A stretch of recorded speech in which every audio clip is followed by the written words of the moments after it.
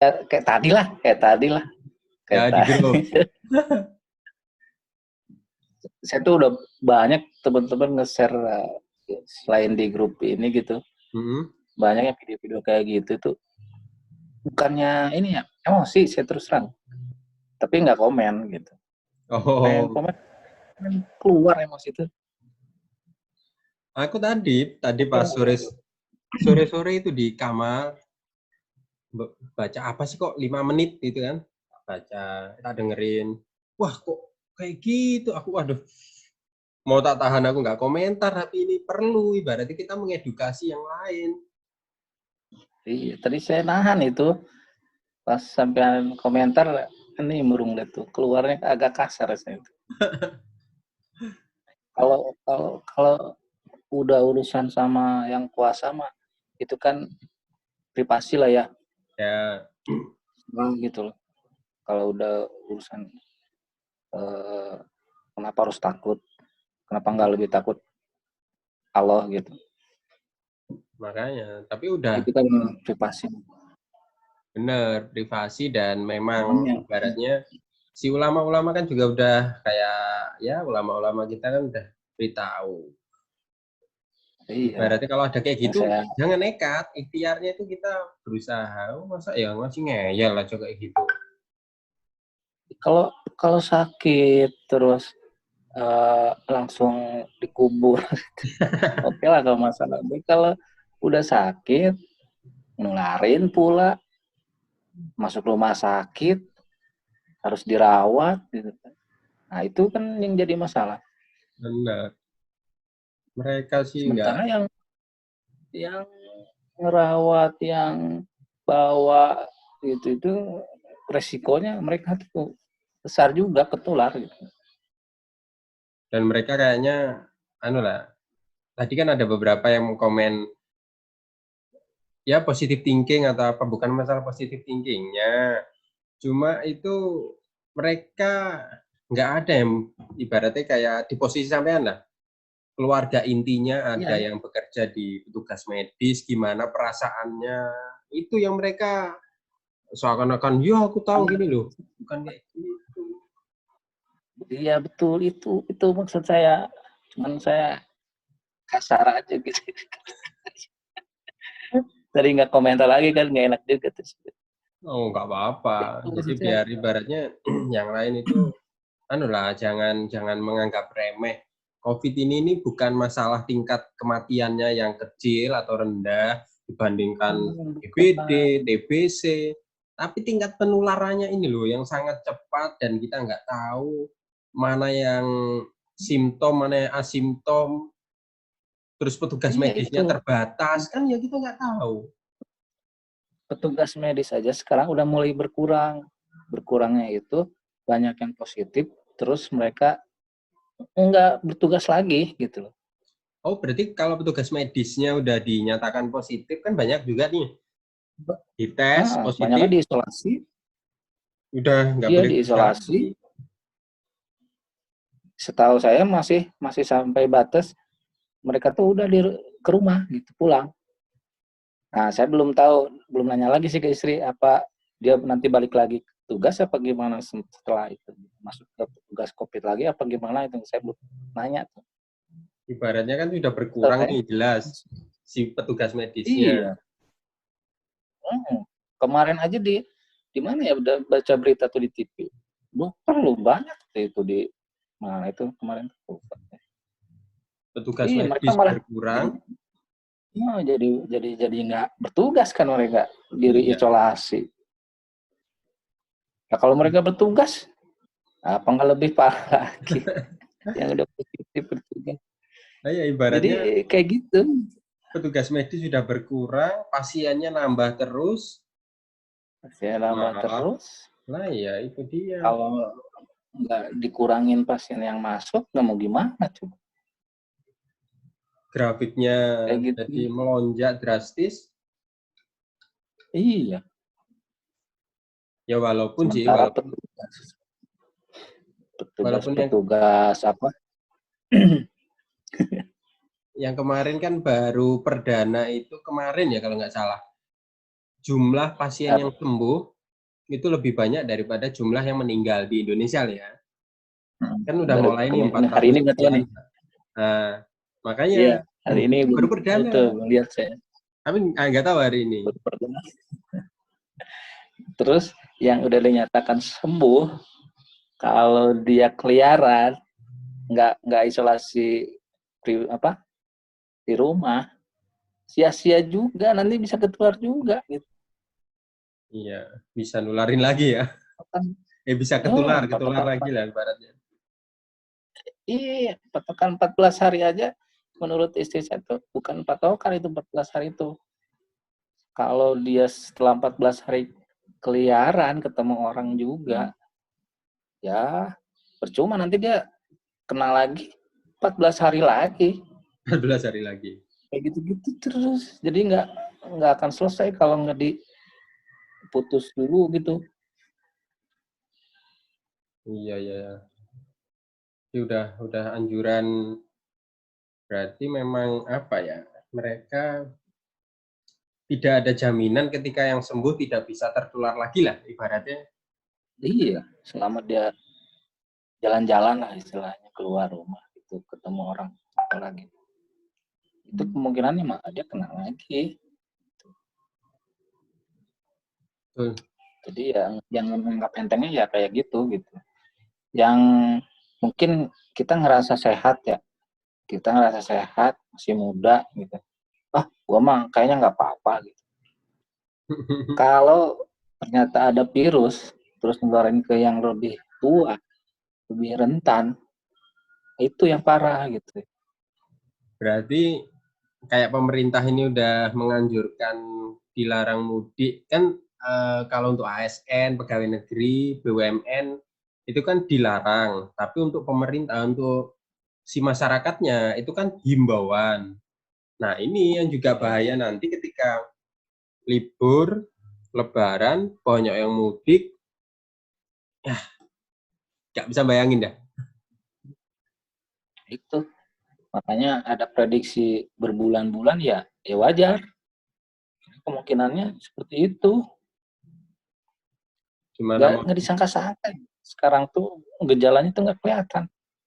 Begitu di rapid negatif, begitu di swab positif. Positif. Positif yang asimptom tadi, OTG, orang tanpa gejala. Iya, ternyata dia tuh udah nyebarin kemana-mana. Nah, yang ngedrop, yang rentan itu kebanyakan gitu. Benar juga.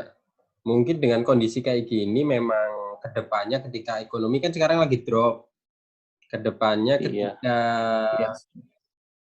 berkaca dengan kondisi-kondisi seperti ini, bisa jadi mulai proses bisnis berubah total. Yang dulunya bilang nggak mungkin kerja di rumah, ada beberapa hal yang memang bisa dikerjakan dari rumah. Jadi ngerubah sih kayaknya nih. Soalnya setelah selesai misalkan nanti berkurang pasiennya pun kemungkinannya kan gitu kata satu. Masih proses isolasinya masih berjalan terus kayaknya. Masih harus jalan tetap. Jaga jaraknya gitu kayaknya berlanjut kayak gitunya bisa berbulan-bulan. Memang untuk mengurangi lah potensi penyebaran yang sangat cepat tadi. Iya. Kemungkinannya jaga jarak gitu-gitunya berlanjut itu bisa berbulan-bulan. Betul. Terus kayak kerjaan emang selama di rumah, selama WFH ini kira-kira masih bisa terhandle kerjaan inti saya kan saya diperbantukan buat input itu SAP itu. Ya sampai sekarang sih masih bisa dikerjakan dari rumah. Berarti dengan banyak media tadi lah ya, internet, kita bisa team viewer atau pakai metode-metode lain, remote komputer di kantor lah ya. Komputer di kantor, yang penting ada yang bantu temen dari berkasnya itu, difotoin kah, dikirim lewat WA kah gitu gambarnya yang saya butuhkan kan info berkasnya, gambar berkasnya, tanggal berapa, nama pekerjaannya apa gitu-gitu. Jadi intinya Selama masih ada yang ngasih foto, ngasih gambar, masih bisa kerjaan dari rumah, kerjain dari rumah. Ini berarti masih bisa produktif lah ya dari rumah. Ya lumayan. Ya. Betul. Lumayan produktif. Iya, dibandingin cuma ibaratnya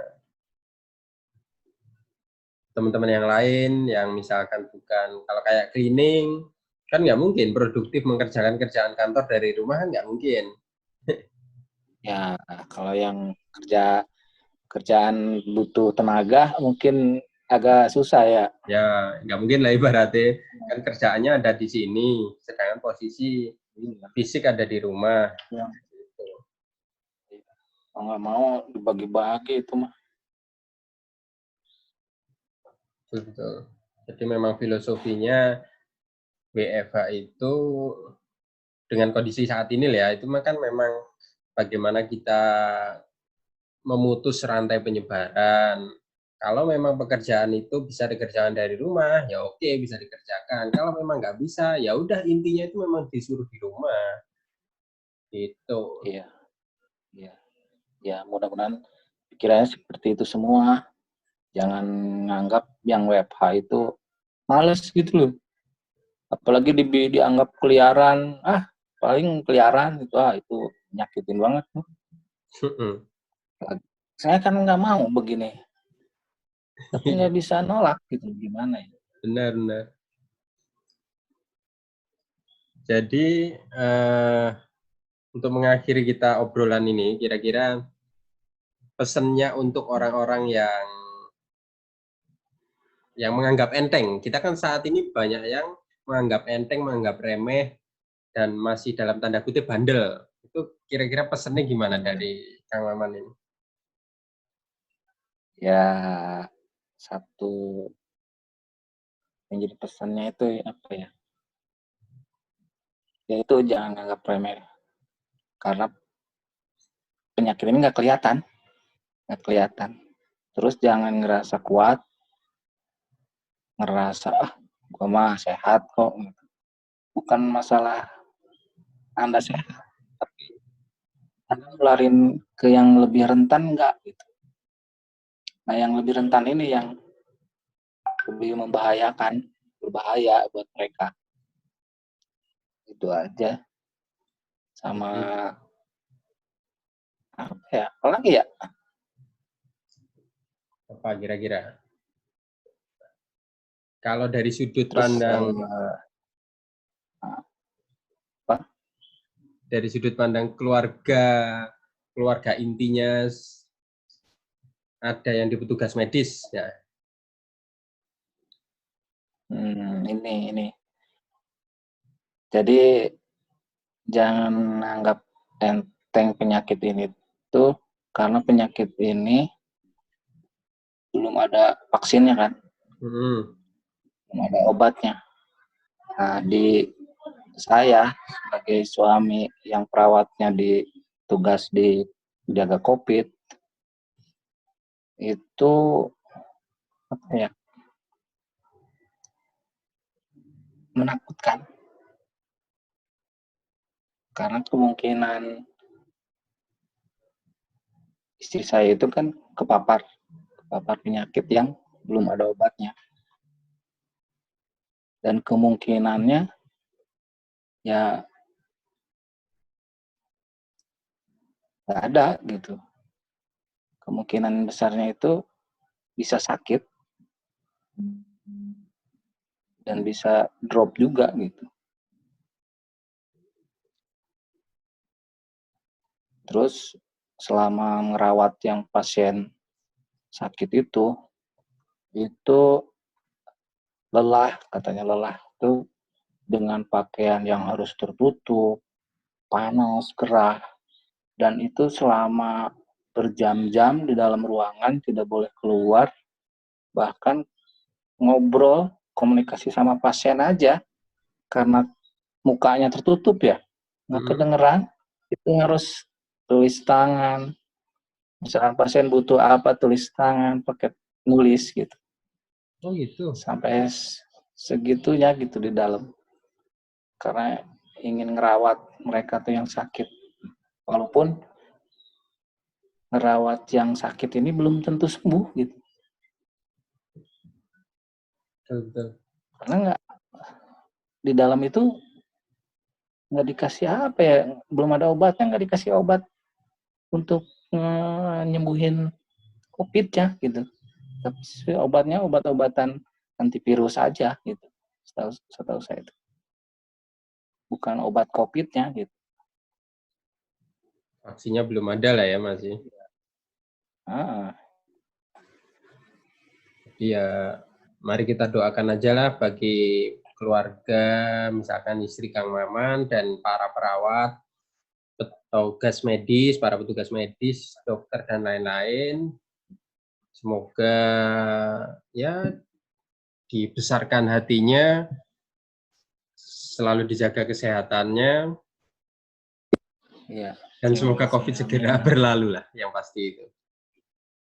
Ya itu.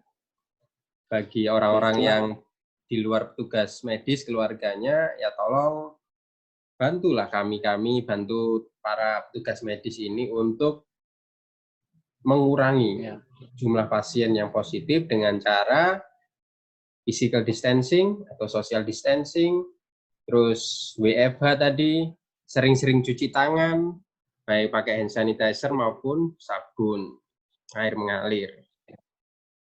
Betul. Oke, tak terasa cukup lama juga. Nanti kita sambung sesi berikutnya sama istri tercinta, sehingga bisa memberikan